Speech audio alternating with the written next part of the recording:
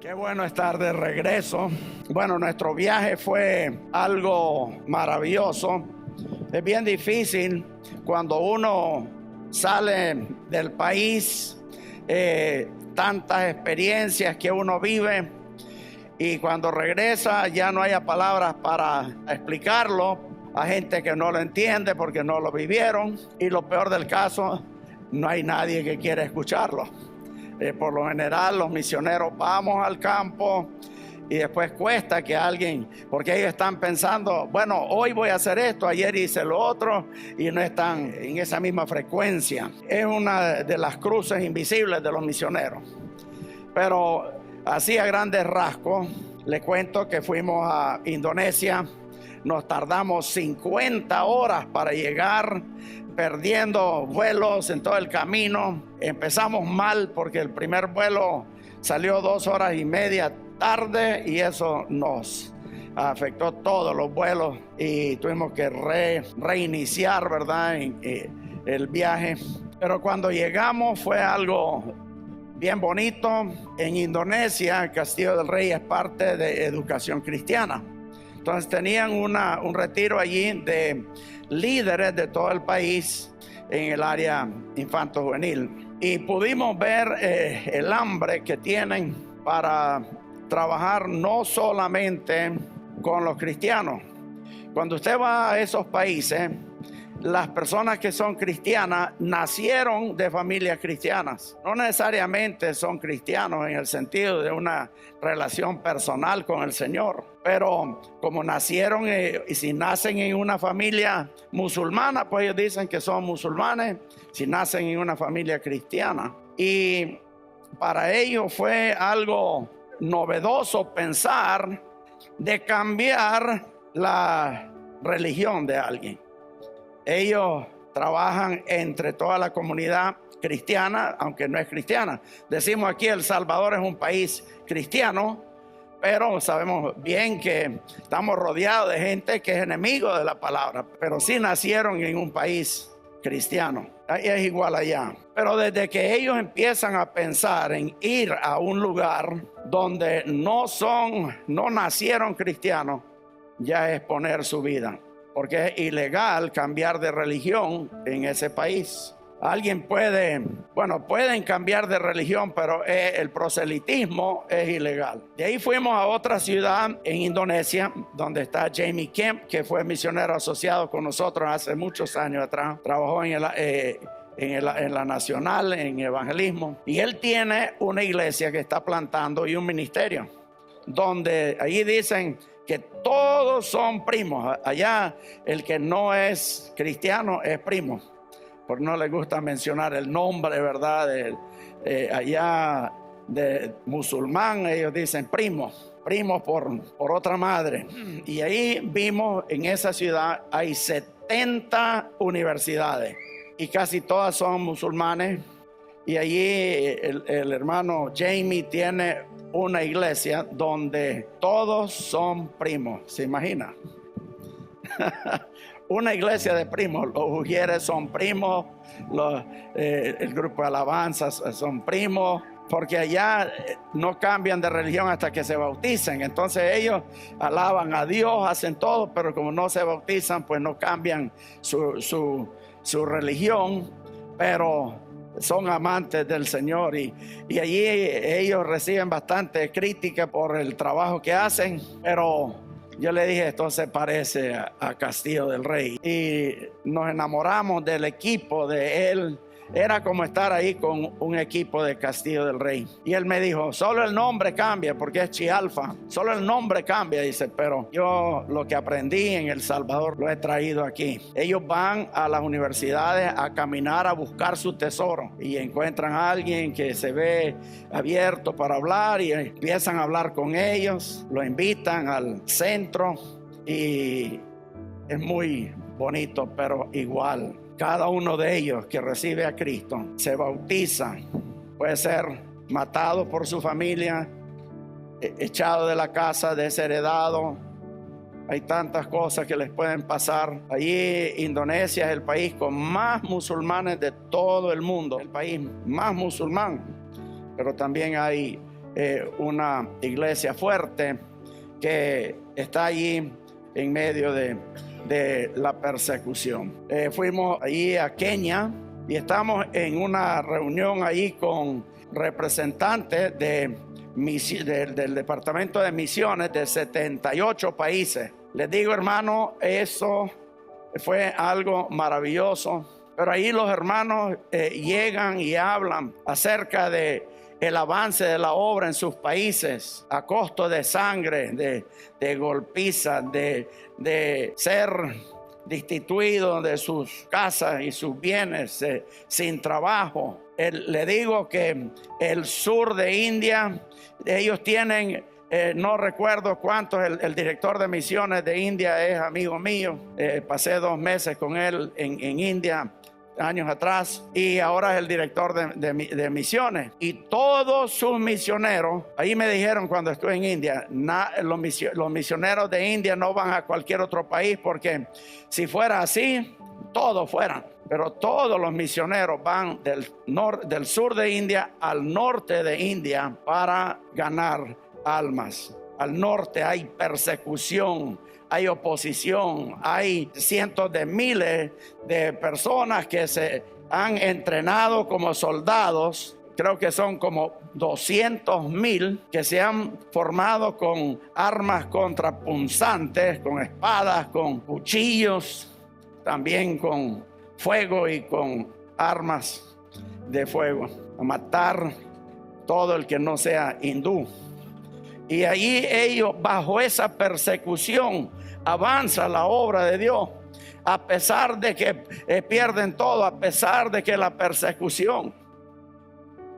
Dice el doctor Patrick Fung, la persecución nunca matará a la iglesia, pero un evangelio sin compromiso sí la mata. Es más peligroso estar en una iglesia aquí en El Salvador sin compromiso, de salir y hacer lo que le da la gana, venir a la iglesia 2, 3, 4, 10 veces al año a pedir perdón por sus pecados y volver a los mismos vicios destructivos, o simplemente hacer nada, no dar ninguna evidencia de ser un hijo de Dios. Y aquí el doctor Fong dice que la persecución no mata a la iglesia. Lo que mata a la iglesia es un evangelio sin compromiso. Él sigue y dice, así que es un verdadero desafío para los cristianos en África subsahariana, la falta de una respuesta bíblica unida y continental a la persecución. Y es importante que la iglesia global esté consciente de estos desafíos y pueda orar por la iglesia perseguida. No es que le estén cortando la cabeza, no es que lo estén torturando.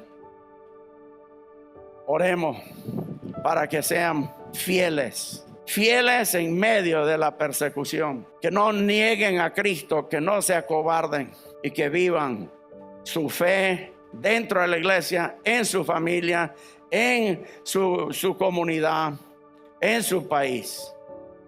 Como dijo ahí el hermano Andy, ese amor que nos llena, amor para compartir a un mundo que está sufriendo afuera, sin Dios y sin esperanza. Mateo 5, versículo 10 dice, bienaventurados los que padecen persecución por causa de la justicia, porque de ellos es el reino de los cielos. El reino de los cielos. Solo visualice a Jesús ahí en la cruz, pudiendo haber ni venido a la tierra, pudiendo haber llamado ángeles para liberarlo. Y habiendo hecho eso, los ángeles nos hubieran robado a nosotros la oportunidad de ser salvos, de recibir nuestra amnistía espiritual.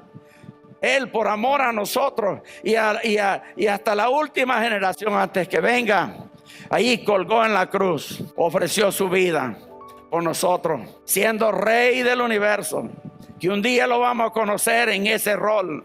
Él no pensó, no escatimó la muerte, sino que Él puso su vida por nosotros. Y así en este tiempo tenemos un misionmetro aquí que llevamos ya, según el boletín, 11,000 y algo recaudado de la meta que tenemos para diciembre de 18,071.33. Ya llevamos 11,799.88. Demostramos nuestro amor por aquellos que van al campo, apoyándoles porque nos importa. Miren, aquí el hermano Nahum y hermana Vilma, ¿dónde están? Que allá, acá, que ustedes lo vieron.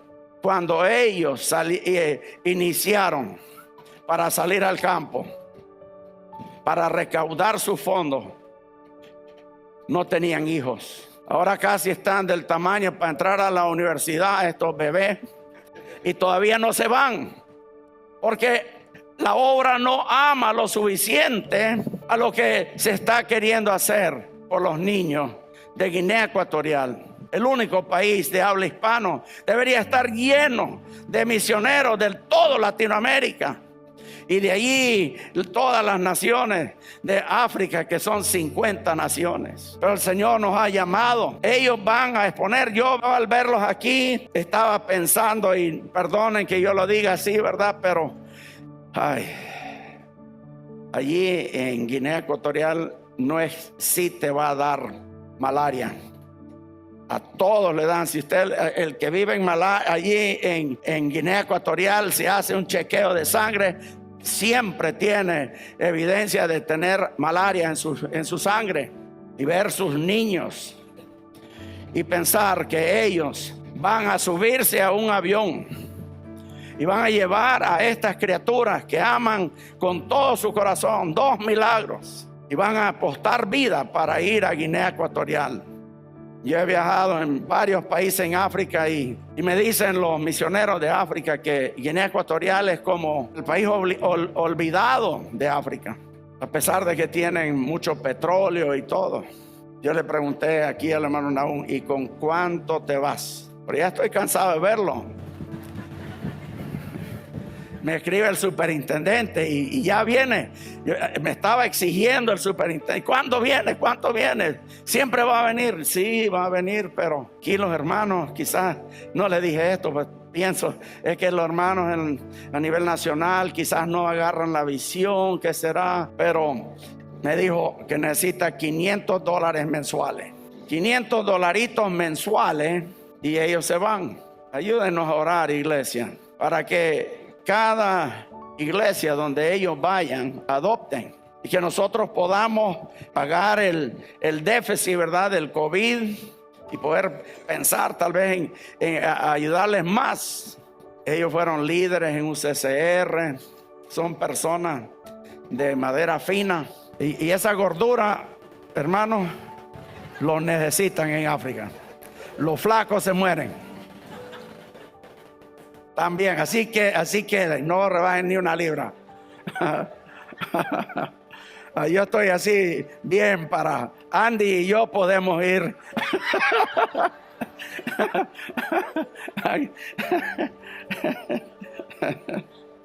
Pero ahí están agarrando la idea. Ellos se desesperan por ir a ser torturados, tal vez no por persecución, aunque hay persecución, porque ahí hemos estado, ahí hemos tenido misioneros, ahí hemos visto la persecución que hay. Ese país de Guinea Ecuatorial es donde llevaban todos los esclavos a Malabo, donde ellos van a estar en la isla.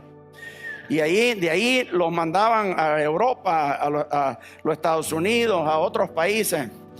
Y esas maldiciones de todo ese trabajo de los esclavos, de sacarlos de los países, llevarlos allí y venderlos a las naciones. Esas maldiciones quedan allí en ese país. Guinea Ecuatorial necesita conocer a Jesús. A pesar de que es tierra difícil, a pesar de que hay persecución, a pesar de que toda enfermedad les puede llegar ahí. Hay gente diciendo aquí, yo estoy dispuesto a ir. Pero hace falta que, como dice hermano Andy, que gente ame lo suficiente aquellos que necesitan conocer al Señor, que pudieran matarnos pudiéramos morir por ir a predicar. Según de Timoteo 3:12 dice: y también todos los que quieren vivir piadosamente en Cristo Jesús padecerán persecución. Todos, si queremos servirle al Señor, queremos vivir como Jesús nos invita a vivir, todos vamos a padecer de persecución. Si usted ahí todo le va bien, ¿cómo está? Chévere, estoy bien, mire qué bendecido. Pues tal vez le hace falta perseverar un poco más para que allí el diablo se fije en usted.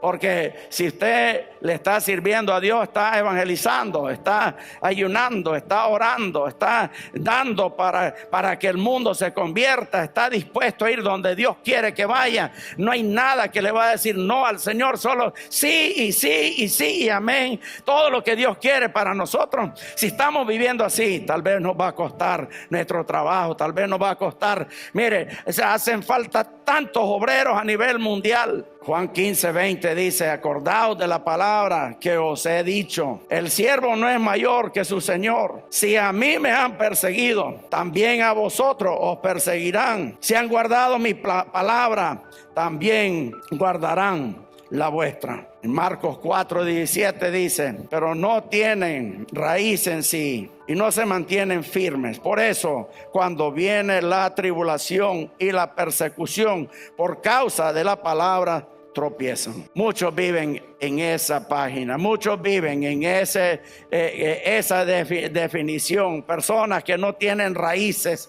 no se han formado, tienen años de estar en la iglesia, no ordenan su vida, no se casan, no aprenden a diezmar, no aprenden a amar a las misiones, no aprenden a amar la palabra, a escudriñarla, a leerla, hacerla parte de su vida y que su vida sea la evidencia de que es un discípulo verdadero de Jesucristo. Si acaso llega al cielo, no va a tener a nadie a quien decir: él fue o ella fue mi discípulo, porque solo se interesaron en una lista de reglas y en salvar su propio pescuezo. Y el Señor dice que por eso, esos religiosos, esos cristianos mediocres, por eso es que es tan fácil que ellos fracasen, porque no han echado raíces. Cuando viene la tribulación, vimos aquí, ¿verdad?, para el 2020, como la ICRAD desapareció. Vino la tribulación y casi toda la gente se fue. Empezamos de nuevo. Cuando en el 2020, cuando nos dejaron reiniciar. Si usted estuvo pre-2020, pues gloria a Dios que está todavía. Pero si usted vino después del 2020, pues bienvenido. Usted es la iglesia. Estamos renaciendo con ustedes. Pero cuando viene la persecución y la tribulación, los que no han echado raíz para mantenerse firmes, no van a perseverar. Y yo estoy predicando sobre esto este día, porque hay algo en mi corazón. Lo que vimos, lo que hemos vivido en Pakistán, lo que hemos vivido en Indonesia, lo que hemos vivido en diferentes países de África, nos hace pensar en la persecución. Y viendo El Salvador desde el otro lado del mundo, nos percatamos de la persecución que aún existe para cada uno de nosotros. Todos cristianos somos perseguidos por nuestra fe en Jesús, y de muchas formas aquí en los países de Latinoamérica. A partir de la palabra secular empieza la persecución. Hoy la persecución de la iglesia cristiana está incrementando por los medios, por los artistas, los educadores, los gobiernos de muchos de nuestros países. Son políticas anticristianas. Los valores cristianos conservadores y pentecostales son ridiculizados abiertamente desde muchas plataformas modernas. Los cristianos somos perseguidos en muchos países por leyes sobre el aborto, sobre la identidad de género, sobre el matrimonio gay, sobre libertad de culto, permisos para proyectos cristianos y muchas otras formas de persecución cristiana. Nosotros los cristianos tenemos más de 224 años de persecución por nuestra fe. Y viene el día no muy lejano cuando la persecución se va a incrementar tan fuerte que Jesús va a tener que venir y arrebatar su iglesia para que su iglesia no tenga que pasar por la gran tribulación. Pero aquellos flojos, aquellos que no echan raíz, aquellas personas que son cristianos livianos, cristianos light, dieta, que solamente parecen una Coca-Cola, van a ser los primeros que van a desvanecer. Hay que sufrir por esto. Pues voy a ir a pescar, por no decir pecar. Solo usted sabe, ¿verdad? Cuando va a un restaurante, es nuestra oportunidad, ¿verdad? Los musulmanes se tiran al suelo 5 veces al día y no les importa. En cualquier país, ellos en las torres a las 5 de la mañana están orando en árabe. Y nosotros los cristianos nos da vergüenza orar en Pollo Campero. Estamos allí, queremos comer, nos da vergüenza ahí. El momento deberíamos decir: oh Dios de todo el universo, gracias por haber muerto en la cruz del Calvario. Gracias porque fui un vil pecador y me perdonaste. Es nuestra oportunidad de demostrar nuestra fe. No estoy diciendo que tienen que hacer eso, pero allí ustedes sienten aquello que les hace pensar: oro o no oro. No es solamente pena, es porque hay persecución. Hay personas que van a reírse de usted, te van a ver de menos. Hay personas cristianas que van a decir amén, amén, pero hay otras que no. Y mucha gente no quiere pasar esa primera prueba. La persecución de la iglesia cristiana en la historia eclesiástica. Voy a hablar aquí de uno rápidamente después del aposento alto, cuando la iglesia recibe el bautismo del Espíritu Santo y ellos van y empiezan la primera iglesia, empieza la persecución. La persecución de la iglesia cristiana es un tema profundamente enraizado en los anales de la historia eclesiástica, encontrando su relato temprano en el libro de los Hechos de los Apóstoles. Aquí se documentan las diversas formas de adversidades enfrentadas por los seguidores primerizos de Jesucristo, evidenciando la fe inquebrantable y la resiliencia frente a la oposición. El inicio de esta persecución se marca en el desprecio y el escarneo en Hechos 2, donde Pedro y los 11 enfrentan burlas mientras proclaman el evangelio. Este rechazo de la sociedad exhibe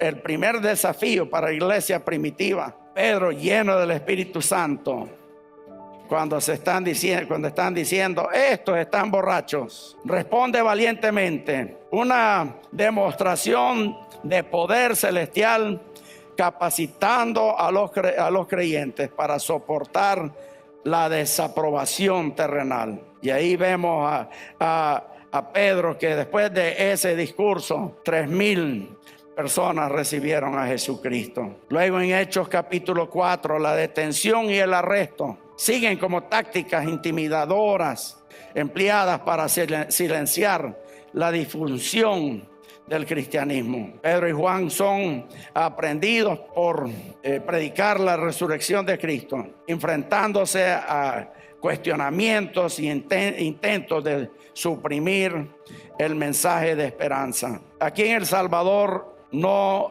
tenemos ese problema de que nos echen en la cárcel por predicar el evangelio, pero hay países muy cerca de El Salvador donde usted no lo puede hacer. Ya aquí en las Américas, aquí en Centroamérica, ¿qué tal que se diera aquí? Vamos a seguir predicando cuando es ilegal. Asaltos físicos y el martirio, ya lo vemos en Hechos 5, Hechos 6 y 12. Aquí vemos cuando matan a pedradas, ¿verdad? A Esteban, a Santiago. Ellos ahí pagaron con sus vidas. Son los primeros que fueron martirizados, y hay muchos mártires en el mundo. Vi una estadística que 5,000 en el año 2023, hubieron 5,000 mártires sobre la faz de la tierra que murieron por predicar. En Hechos 9 y 13 habla de la expulsión de ciudades, y en Hechos 21 al 28 habla de complicaciones legales. Pablo, de ser perseguidor a perseguido, ejemplifica la transformación radical posible después del amor y el perdón de Cristo. Ahí Pablo, que nos sufrió, él es un ejemplo a seguir de un hombre que dejó de perseguir la iglesia, se transformó y recibió hasta la muerte cuando fue decapitado. Ahí la presencia del Espíritu Santo con Pablo aún allí en la cárcel, cuando escribió todas sus epístolas a la iglesia moderna. Y he visto ahí la cueva donde dicen que él lo escribió, porque adentro no hay luz. Adentro de donde tuvieron a Pablo en esa cárcel, y a Pedro, esa cárcel es oscuro. Ahí solo hay una agua que cae ahí adentro, y es húmedo y oscuro esa cueva.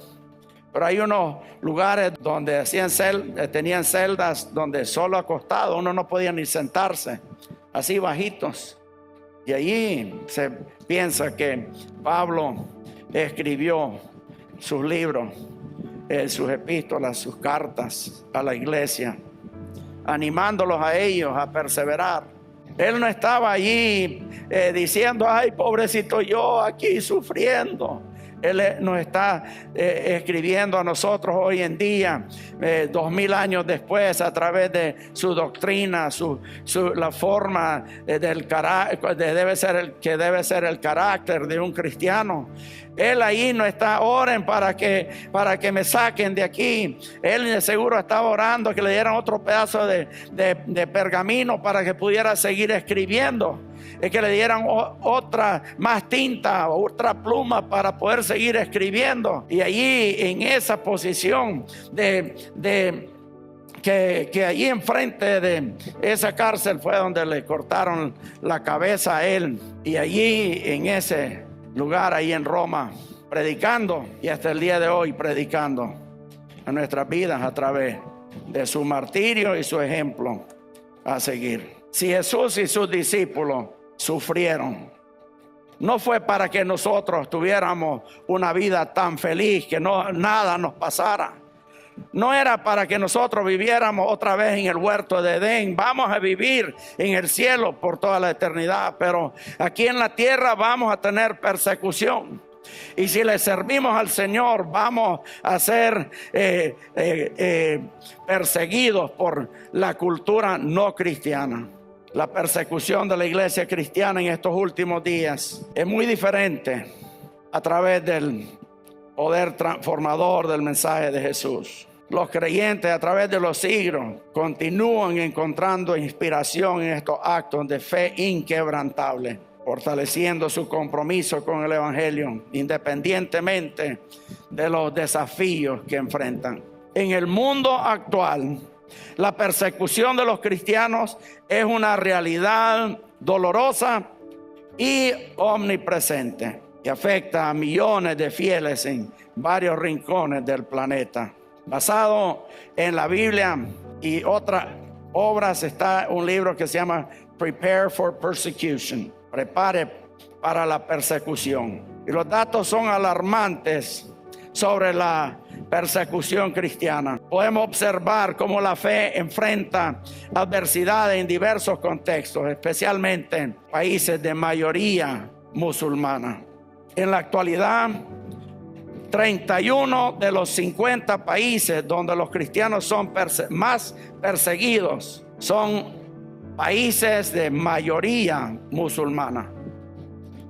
Esto se debe en parte a la condición de dhimitud que le llaman, que se le impone a los cristianos y a los no musulmanes en estas áreas, tratándolos como ciudadanos de segunda clase, lo que incluye diversas formas de discriminación y limitaciones en sus derechos civiles y religiosos. Los números hablan por sí solos.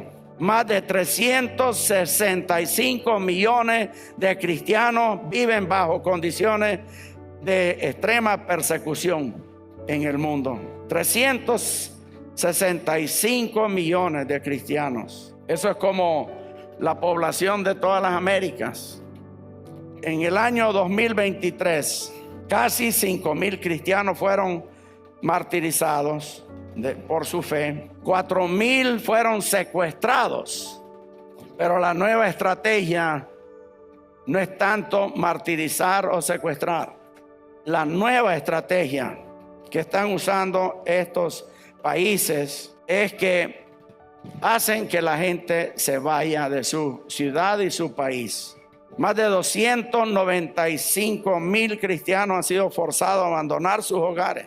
Y esta cifra que refleja no solo el riesgo de practicar la fe cristiana en cierto contexto, sino también la magnitud del problema que enfrentan a diario dentro de esos contextos. Cristianos encarcelados por su fe sin juicio a nivel mundial. 4,125 cristianos están en la cárcel celebrando el Día del Señor bajo muchas condiciones inhumanas. En países como Eritrea, uno de los países más peligrosos para un cristiano. Y mire, una muchacha castillista, soltera, de UCCR, de un país, no El Salvador, está sirviendo en ese país tan peligroso. Y ahí pastores dentro de contenedores, al pleno sol. Usted sabe el calor sofocante dentro de un contenedor. Y tal vez al día le dan una taza de agua. Y ahí ellos solo tienen que renunciar su fe en Cristo para ser libertados. Solo tienen que decir: renuncio a Cristo. Alá es Dios. Y allí podrían cambiar todo, regresar a su familia, renunciar al cielo. Y a nosotros nos da pena orar en Pollo Campero. Cristianos abusados, agredidos, golpeados, violados, 42,849. De esos 365 millones de cristianos que viven en países de alta persecución, 1 en 7 a nivel mundial son altamente perseguidos por su fe. De cada 7 cristianos, 1. Pero en África es 1 en 5. De cada 5 cristianos en África, 1 está siendo perseguido por su fe. En Asia es 2 en cada 5. En Latinoamérica es 1 de 16. Por cada 16 personas, 1 va a sufrir persecución. Los países más peligrosos para cristianos a nivel mundial es Corea del Norte. Cuando en Corea del Norte detectan un cristiano, lo matan a él y a toda su familia. Toda la familia va a ser, no importa que sean cristianos o no, toda la familia va a morir. El país más peligroso del mundo. Número 2 es Somalia. Tenemos familiares que han ido como EMES, obreros globales, a Somalia. Y alguien dijo: Somalia es el país. Si hablamos de turismo en todos los 198 países del mundo, Somalia es el último país de 198 países donde debe ir un turista. Sumamente peligroso, y algunos se han vuelto locos, ¿verdad? Por el estrés allí. Libia, Eritrea, lo que ya mencioné, una señorita de la comisión. Yemen, Nigeria. Nigeria tiene millones de cristianos, pero Nigeria es el país donde 82% de los mártires del año 2023, los mártires de Cristo, murieron. 4,118 mártires solo en Nigeria. Cuando oramos por Nigeria, recuerden los mártires. Cuando estemos con vergüenza de orar en público o hablarle de alguien de nuestra fe o sanar a un enfermo en un lugar, en un parque o en una casa, pensemos en Nigeria, donde nuestros hermanos en Cristo son martirizados por su fe. Pakistán es número 7, hermano Gustavo, como a él lo toman como pakistani porque parece pakistani. Ahí arregle su país, hermano. Pakistán. Nosotros fuimos, ¿verdad?, este año allí. No sabíamos si íbamos a vivir o qué. La verdad es que íbamos dispuestos a morir, sin exagerar. Pero Dios nos bendijo y fue una experiencia inolvidable. Ahora nos invitan que vayamos el otro año con Michelle. Sudán, el superintendente de la Asamblea de Dios, había invitado a una pareja de nuestros misioneros a Sudán, pero por la guerra civil allí mataron a varios de nuestros miembros de la Asamblea de Dios. Querían que Castillo del Rey fuera el único programa para los niños en Sudán. Ayúdenos a orar. Número 8 en el mundo, pero los niños de Sudán necesitan conocer a Jesús. Número 9, Irán. Y número 10, Afganistán. Tenemos obreros salvadoreños en Afganistán, a pesar de los países donde se está incrementando la persecución religiosa, que no están en esa lista de los primeros 10. Pero según las encuestas de Open Doors, estos países son los países que están siendo cada día más peligrosos. Bueno, Nigeria, ya lo hablamos, China, India, Nicaragua y Etiopía. Aquí una de nuestras hermanas, que a lo mejor está aquí en esta mañana, pero no voy a mencionar su nombre, y una pareja de aquí tienen llamado a Etiopía. ¿Sabe? Etiopía tiene 14 millones de miembros de la Asamblea de Dios. 14 millones. Pero la persecución allí, ¿verdad? Ya sin contar todos los otros pentecostales y los otros evangélicos. Pero está como dividido. Hay una zona cristiana y una zona musulmana. Y en las dos zonas no se mezclan. Y hay mucha persecución. La realidad es que estos desafíos son grandes. Y vemos, ¿verdad?, la discriminación social, económica, la violencia física explícita, asaltos brutales, violaciones. Una historia de dolor y pérdida y sufrimiento son abundantes en esos países. Nosotros tuvimos el privilegio de ministrar en una, que ya le hemos contado, pero en una fábrica de ladrillos en Pakistán. Y todos eran esclavos cristianos. Esclavos porque si uno era musulmán, por deuda no lo podían esclavizar. Pero un cristiano, si un cristiano tenía deuda, podían venderlo como un esclavo. Venden la deuda y al hombre y toda su familia, sus hijos, no pueden estudiar porque tienen que trabajar hasta pagar la deuda. Lo único que tienen que hacer es negar a Cristo y que te vaya bien. Pero ellos ahí sufriendo maltratos. Ahí nos decía el pastor que a veces cuando una familia cristiana no trabaja, tal vez se enferman y no trabajan lo suficiente, echan toda la familia ahí al fuego y los queman. Y no ha pasado nada. Hay 8 referentes de persecución de la iglesia primitiva que hoy las vemos en el mundo. Número 1, burla. Número 2, detenidos.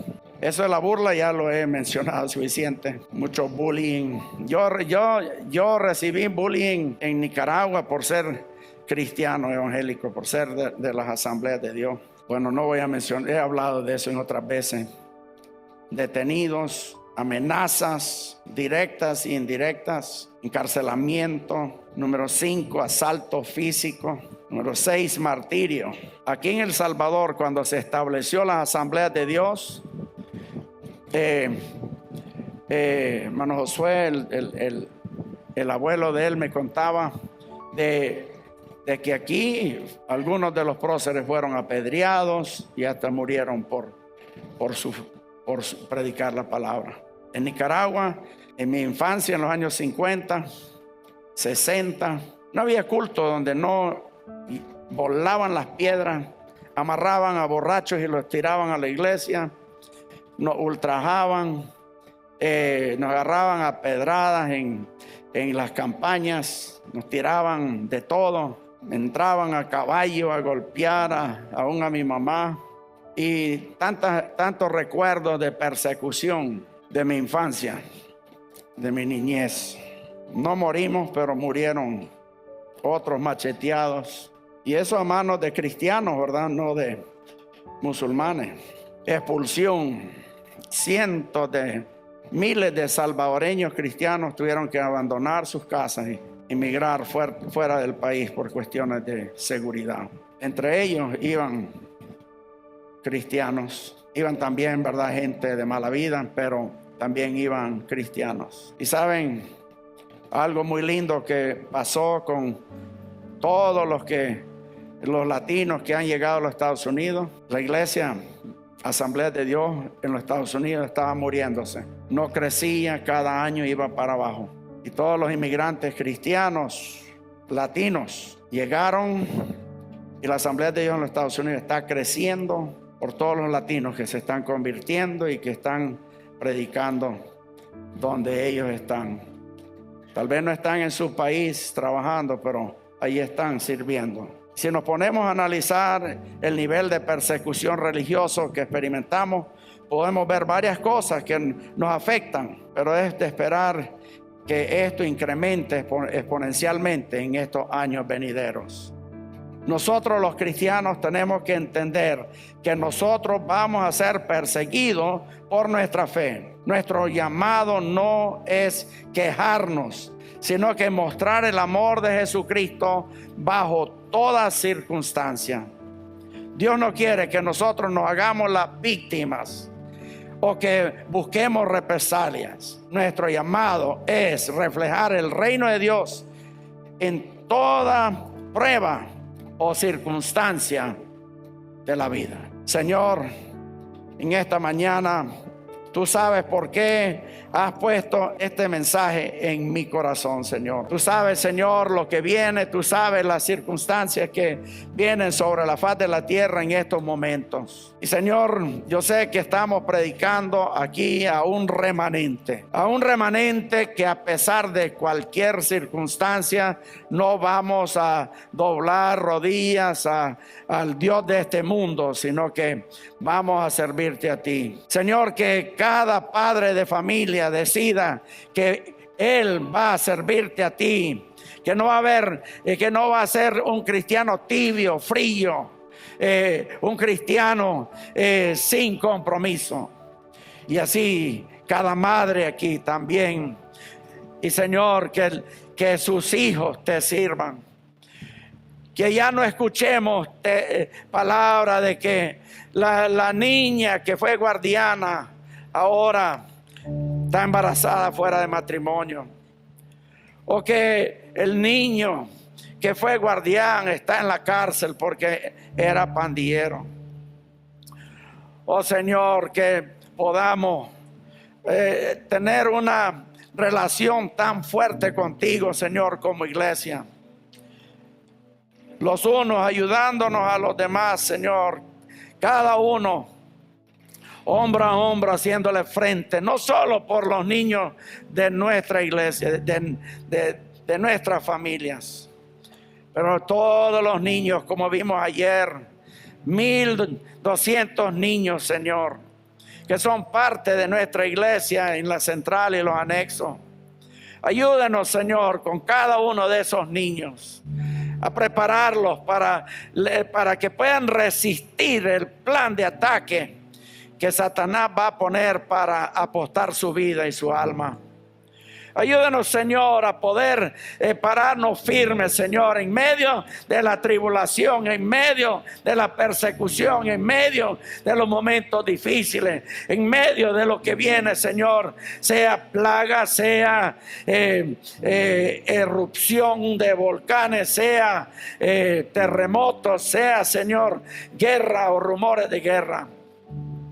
Que nos podamos parar firmes, Señor, en estos momentos, antes de que tú vengas a arrebatar a la iglesia, y que la ICRAL Central pueda ser, Señor, un lugar donde formamos discípulos llenos del Espíritu Santo para ir a todas las naciones del mundo antes que tú vengas, para evangelizar, Señor, en la 11ª hora a cada niño, adolescente y joven de las naciones. Oh Señor, aumente nuestro compromiso contigo. Aumente, Señor, nuestro amor por las almas, no solo del Salvador, pero por las naciones. A los hombres de negocio y las mujeres de negocio aquí en la iglesia, prospérelos, Señor. Prospérelos para que puedan, Señor, aumentar sus ofrendas para las misiones, para que puedan, Señor, podamos alcanzar más almas, para que podamos ayudarle a misioneros que están dispuestos a ir a morir, pero necesitan el apoyo económico. ¿Por qué no decir necesitan de nuestras oraciones, levantando sus brazos, cubriendo sus familias? No necesariamente para que los proteja, sino para que su vida sea testimonio, en vida o muerte, de nuestra fe inquebrantable en ti, Señor. En el nombre de Jesucristo de Nazaret lo pedimos. Amén.